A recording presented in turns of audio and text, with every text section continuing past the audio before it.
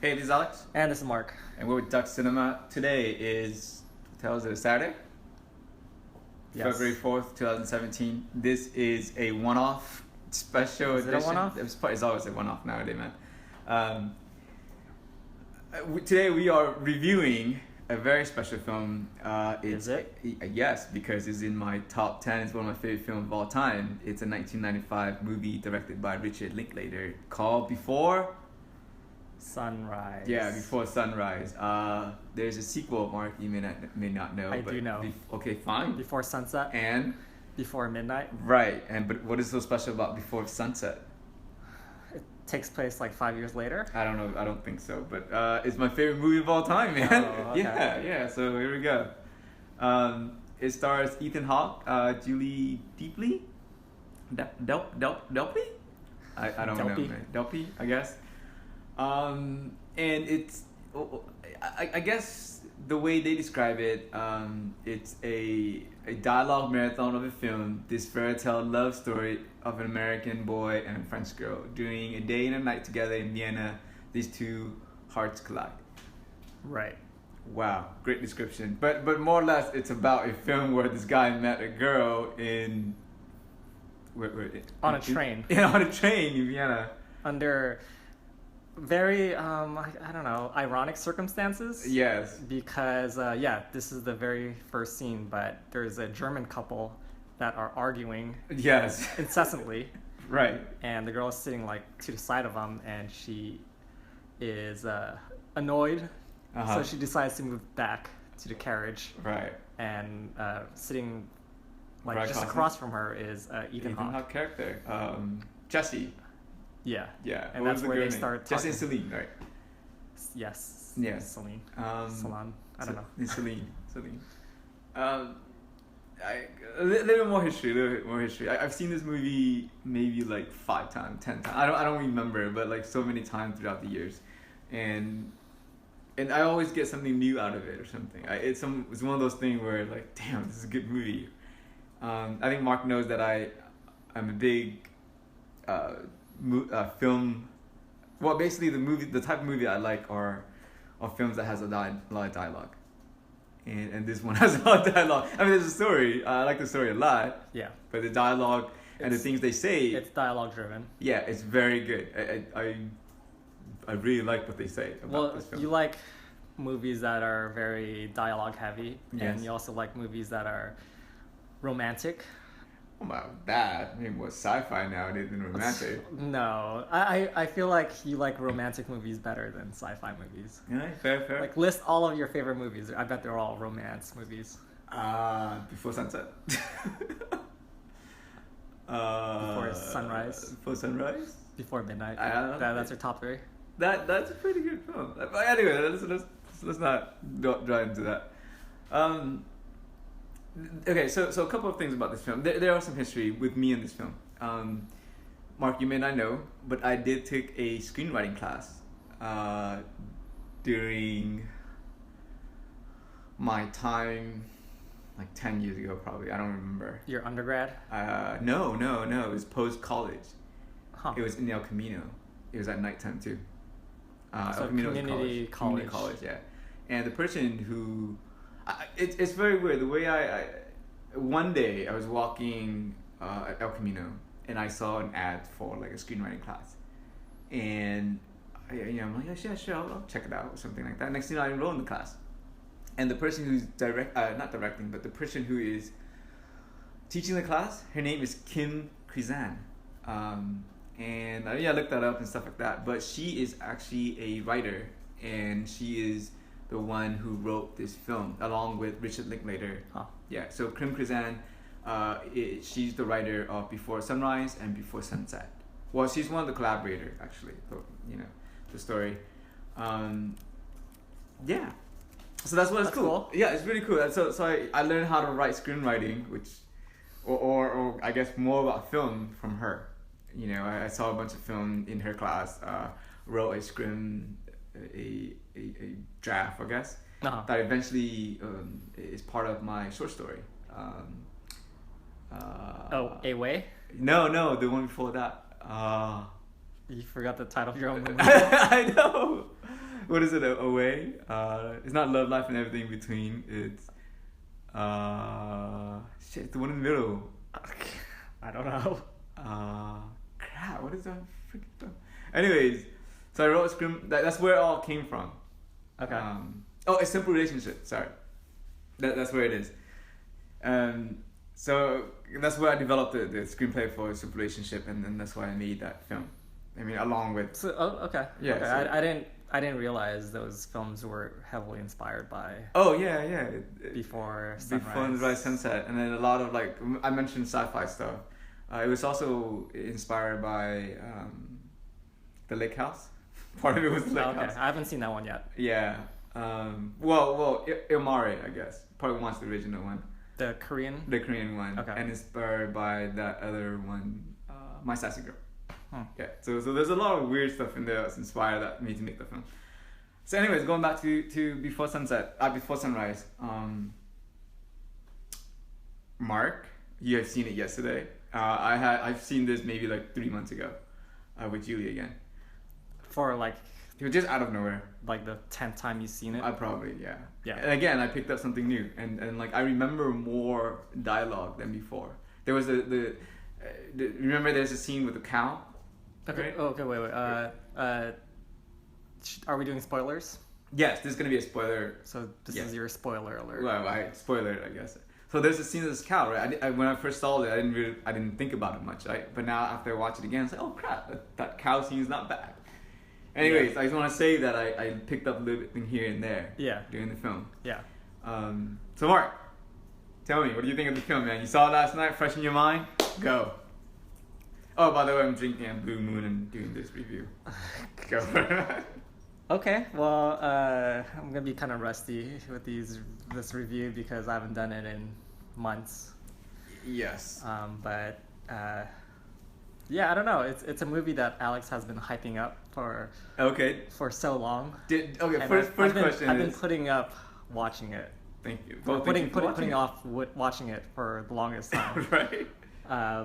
But I don't know. I guess I just decided to see it because it was Friday night and right, nothing to do. And I didn't want to do anything else. Okay. And it was available to me to watch. What was it? Plex? No. Oh, Voodoo. Yeah. Oh, okay, my Voodoo. Yeah. Okay, yeah, cool.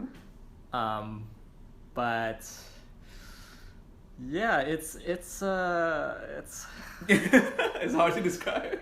It's a movie that is heavily dialogue driven, but it's a very, and it's also kind of I mean, if you look at it, it's very simple in terms of just the way everything is set up.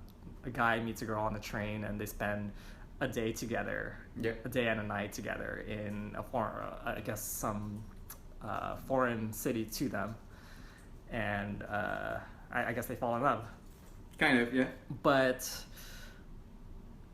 it's a movie that I guess anybody that's going through some sort of relationship, I think could relate to. Like it seems like whenever you go through that initial phase, you kind of have to go through all of those different stages. Right. And I felt that as I watched the movie.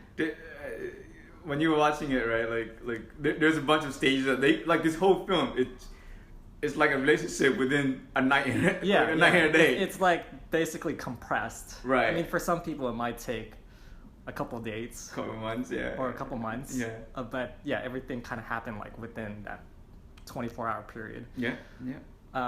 But yeah, I mean, like all of those steps, like being a guy, I guess I kind of felt like I was in his shoes at times. Yeah. So like there are times where you're kind of like, okay, you're kind of cringing because you know what's gonna happen. Right. Or those awkward moments that come as part of any new relationship. Right. So yeah, I mean, with those, I could relate a lot to the movie. Okay. But it's also very realistic. There isn't. I mean, there's a lot of like romance movies that you watch where it's very idealistic. Yeah. It's very Hollywood.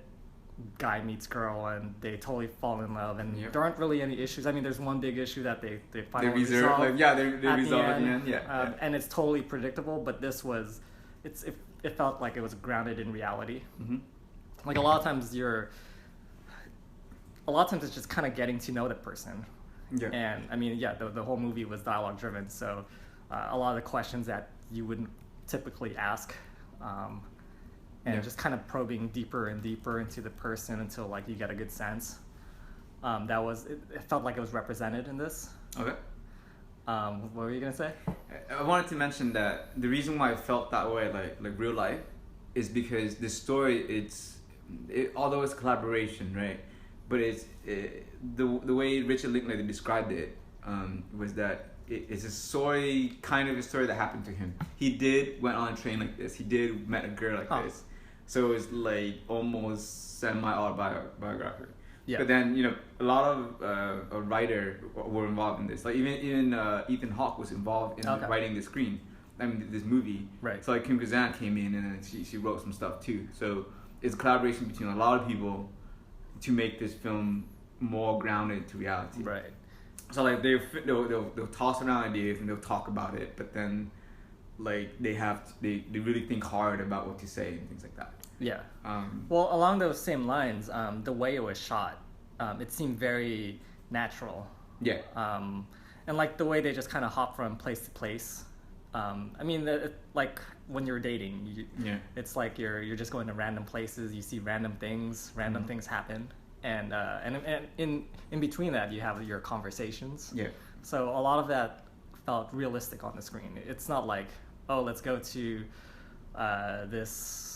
I mean, yeah, of course there were some scenes where it's like, oh, some nice vista and something romantic happens. But a lot of times it was just like walking through the park or walking like across like some random street and they see some guys and they just randomly talk to them. Yeah. So I guess that kind of gave it a more authentic feel. Yeah, I definitely agree with that. You're right. When I see the film, I mean, I could just imagine myself just talking to a girl and just walking down the street and just filming two people talking. Yeah. But obviously the dialogue in this one, as much natural as it is, it's very, I guess to me it's meaningful. Like the stuff they say is truly interesting. Like I was interested in the thing they were talking about. Like an example would be one of the scenes they were talking about reincarnation, and I thought, wow, that's really up my alley. Kind of very interesting scene. The whole cow thing and just talking about Randall's cow. What the hell? Yeah. The play. Or like just running into those two actors. Yeah. And yeah. So characters wise, Mark, what do you think of Jesse and James? They're both very realistic. Okay. I mean, so the guy is like a heartbroken right. American, and he's like, okay, I might as well use this time. Yeah. So like he broke up, I guess, with as part of the story. And he was gonna meet her in, I don't know, some other country like France or something, or Spain. Mm-hmm. And I guess they broke up. So he had like a week or something to just explore, since he wasn't planning to leave until a couple of days later. Right. So he decided to take the train across the country. I would do the same thing, man. Yeah. I mean, and so I mean that sounds entirely plausible. Mm-hmm. So I mean he has his like American sensibilities. Yeah. And she has her French or whatever she's at sensibility, right? Like, right. I think my wife. Wow, wife. I think my wife, the way she described it was like she's a little bit neurotic, and Celine, the character. Yeah. I definitely agree with that. She's interesting. What is it? Is Matt here? No. Yeah. So my wife is in the back end. All I heard was neurotic. I'm not neurotic. No, not you, honey. The character Celine. But anyways, Julie's here too, and she's listening. She's listening to this podcast. I can't hear anything but the word neurotic. All right. Tell me more about tell me more about the acting. I thought it was believable. Okay. Like just seeing their facial expressions, like even like during the very first third of the movie, I could see kind of like I could see it in their faces. It's like, okay, I kind of like this guy or girl. Especially that whole like eye shifting eye scene. Yeah. So it's like you could kind of see in their face. Yeah. Which was really believable, and I don't know. A lot of it just seemed kind of like they were. It wasn't scripted, right? Yeah. It kind of felt like they were actually having a real natural discussion. So that's the amazing thing about this film, right? It feels so natural, and yet, I mean, I'm reading and stuff like about this whole film. When Richard Linklater made this film, he's very on point about dialogue. So although the dialogue, man, seems really natural, it is like taking months upon months to like prep. Mm-hmm. So the dialogue is actually precise. Yeah. Yeah, it's like precise dialogue. Right. It's not just like a crappy dialogue. They didn't just improvise. The way they described it is that no, we didn't improvise anything. It was like really on point dialogue. Okay. And well, yeah, even if it was, it felt pretty natural, organic. Yeah. Yeah, and the reason why is because they had Ethan Hawke and Julie Dudley. Damn it, I can't spell her name. Celine. Or the main character. Julie Delpy. Died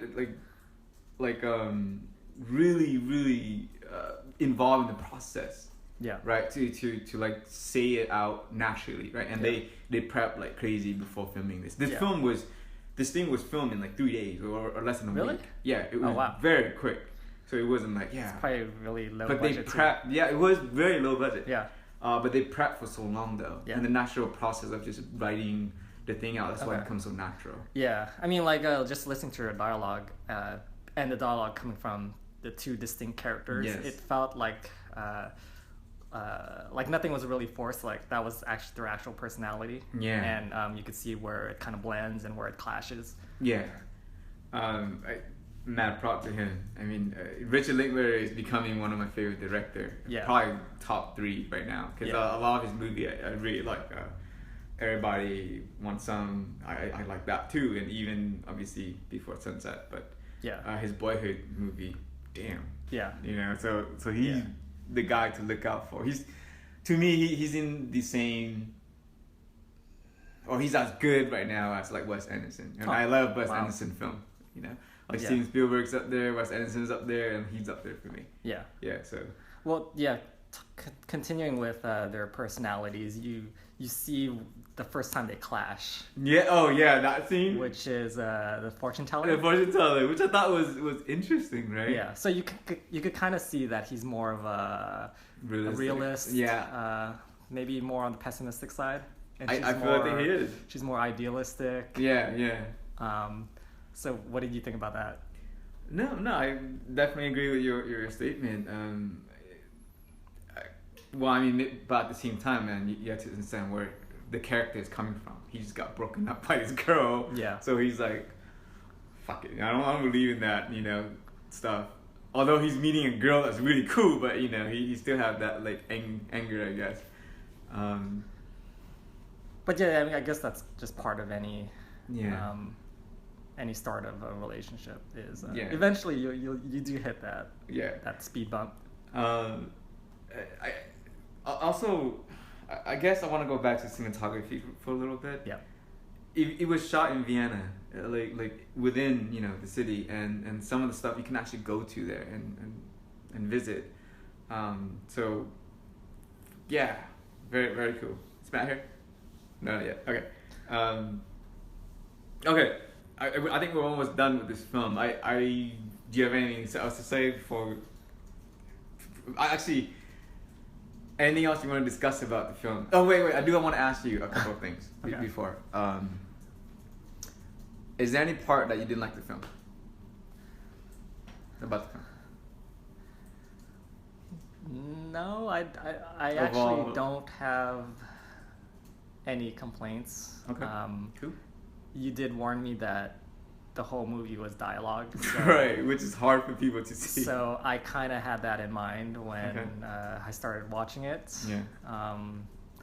But throughout the entire movie, I was pretty engaged. They were talking about things that I guess like any normal couple would be talking about. Yeah. So a lot of it you can relate to.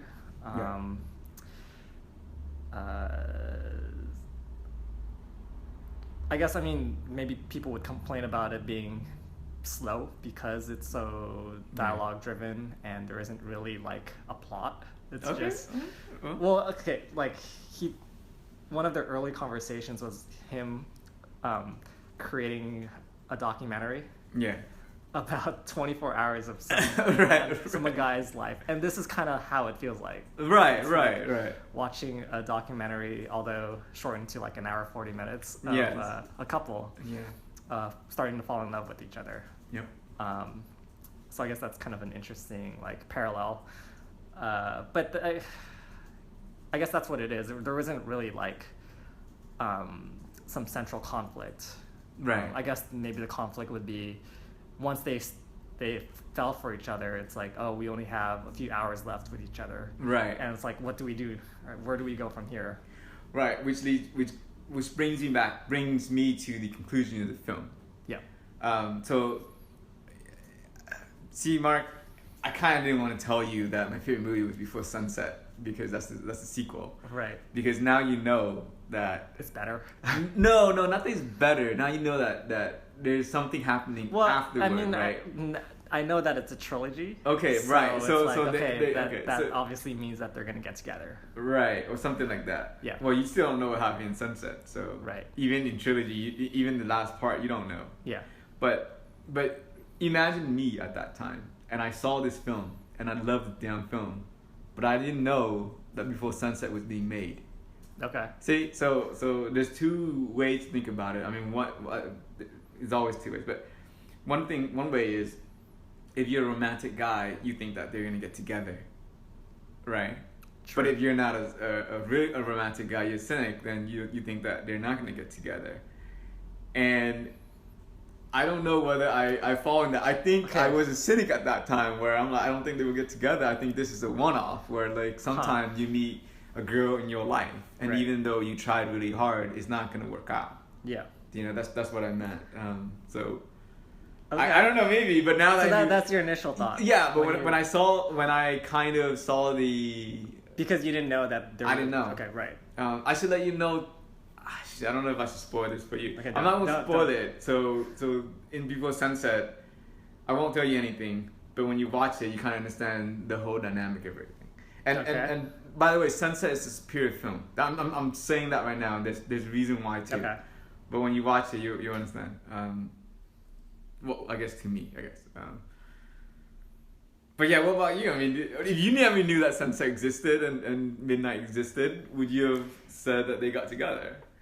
I would have thought so. Yeah. Okay. But maybe that's just me being optimist. Okay, that's good. A romantic optimist. I don't know.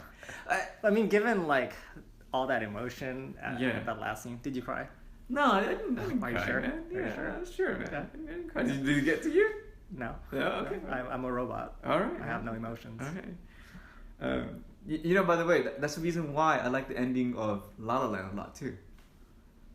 Oh wait, spoiler. Spoiler. Yeah, but that's why I like the ending of La La Land. I won't say what it is, but it's like the whole realistic things of stuff, right? Okay. That's why I feel like, this kind of makes sense. Yeah. You know? Okay. Maybe I am not that romantic guy. I don't know, man. I would doubt that. Lastly, and this is the part where you rate the film. Mark, what do you think? Out of 10, would you rate this film? Not think, but what do you rate it out of 10? I would give it an 8.6 out of 10. That's very good. It's a solid movie. Solid movie. It's definitely something that a lot of people can relate to. Yeah. You do see them. It's funny because you actually feel like you're watching two people fall in love like right before your eyes. Yep. I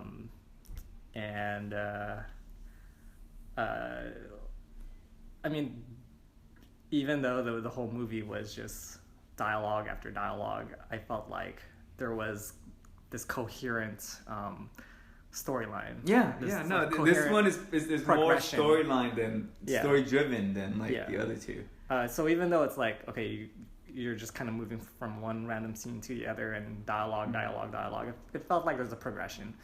And then there was kind of a climax. So I was engaged throughout, and it was kind of an emotional roller coaster at times. So yeah, definitely a solid movie. Would you watch this again? Probably, yeah, I would. Maybe one day, right? Yeah. I don't know. If it comes up, like, let me see what Yeah. Alex is all talking about. Like when you watch it again, Yeah. you get more stuff out of it. I think I'll wait for the next movie. Right? No, definitely. You gotta watch the whole thing first, and then Yeah. okay, maybe I'll go back. Yeah. I'm going to give this. I think I gave it like a 9 before, and again, I think it's a solid film, and I'm giving this a 9 right now. 9.5, 9, so whatever. It's pretty high. Actually, on my letterbox, I get it a 9. So, I'll stick with a 9. It's a very solid film. Can't say it's perfect, but I don't know what I really don't like about it. But I something's weird. Anyways, it's a solid film. Love the characters. Glad that there's a sequel or sequels. And I wish everyone could go see it. Dialogue's excellent. I love what they talk about, and yeah, it's one of those movies that you should definitely see. Speaking of which, I pre-ordered the Criterion Collection for the trilogy. It's coming in March or something like that.